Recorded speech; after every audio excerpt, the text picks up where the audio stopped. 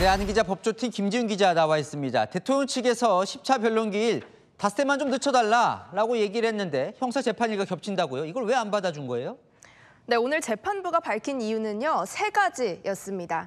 형사재판은 오전, 탄핵심판은 오후라서 시간이 안 겹친다는 거고요. 또 건강 문제로 결국 불참 입장을 밝혔지만 구치소에 있는 조지호 전 경찰청장을 이미 강제로 부르기로 했다는 이유도 됐습니다. 게다가 이날 증인 모두 대통령 측이 필요하다고 해서 부른 증인이니까요. 대통령 사정만 봐줄 순 없다는 겁니다. 근데 어쨌건 좀 그날 대통령 형사재판 일정이 있잖아요. 그건 알고는 있었겠죠. 헌법재판관들도 알았을 겁니다. 이 서울중앙지법이 윤 대통령 형사재판 첫 준비기일을 정한 게 이달 초거든요. 헌재는 여기서 열흘 뒤에 탄핵 변론기일을 추가로 지정했고요. 이미 형사재판 일정이 잡힌 상황에서 헌재 기일을 정한 거죠. 오늘 결정 전에 헌법재판관들 전원회의인 평일을 거쳤는데요. 이 형사재판과 구속 취소 신문 그리고 탄핵 심판을 하루 안에 하는 게 대통령 측의 부담이고 무리인지 검토한 걸로 전해집니다.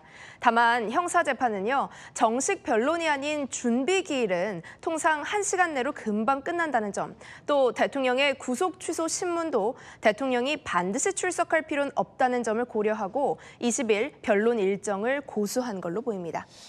일정을 고수한 게 뭔가 헌재가 생각해놓은 일정이 있는 것 아니냐 이런 생각도 들던데 어떻습니까? 네, 오늘 문영배 헌법재판소장 권한대행의 발언에서 힌트를 찾을 수 있습니다. 20일 변론 고수 입장을 밝히면서요. 10차 변론은 피청구인 측이 신청한 증인을 신문하는 점을 고려했다라고 말했거든요. 그러니까 대통령 측이 요청을 받아줘서 추가 기일도 잡고 증인도 불렀는데 이 날짜까지 원하는 대로 들어주면 너무 대통령 측에 끌려가는 거 아니냐는 심리가 작동했을 가능성도 있습니다. 헌재와 대통령 측은 그동안 재판 진행 일정이나 절차 등에서 신경전을 벌여왔죠. 제 말을 자꾸 의미를 부여하지 마시고 이게 제가 진행하는 대본입니다. 이거 제가 쓴 게 아닙니다.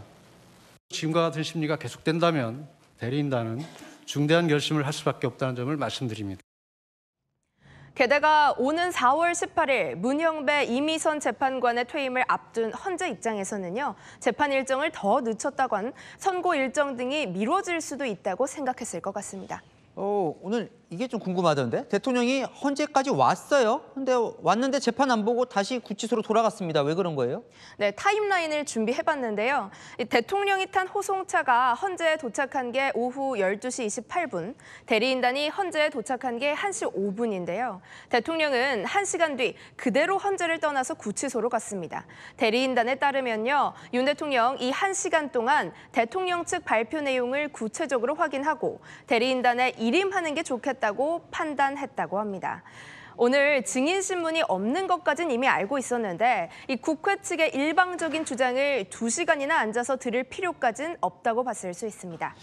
그런데 여당이요. 계속 헌재를 비판해오다가 오늘은 조용했어요. 네, 어제까지만 해도 여당 의원 30여 명이 헌재를 항의 방문했었잖아요. 길거리 잡범에 대한 판결도 이렇게 번개불에 콩 구워 먹듯이 하지는 않습니다. 오늘은 일절 헌재를 비판하는 언급이 없어서 이례적이긴 했습니다. 무슨 사정이 있나요? 여당 관계자에게 물어봤거든요. 그간 헌재 탄핵 심판의 불공정성을 계속해서 강조해온 게 어느 정도 국민들에게는 전달됐다는 자체 판단도 있었다고 하고요. 민주당이 사실상 조기 대선 체제로 정책을 쏟아내는 상황에서 이 탄핵 심판에만 매달리다가는 민생이나 정책에는 관심 없다는 비판 가능성도 의식하고 있다는 분석도 나옵니다. 네, 잘 들었습니다. 아는 기자 김지훈 기자였습니다.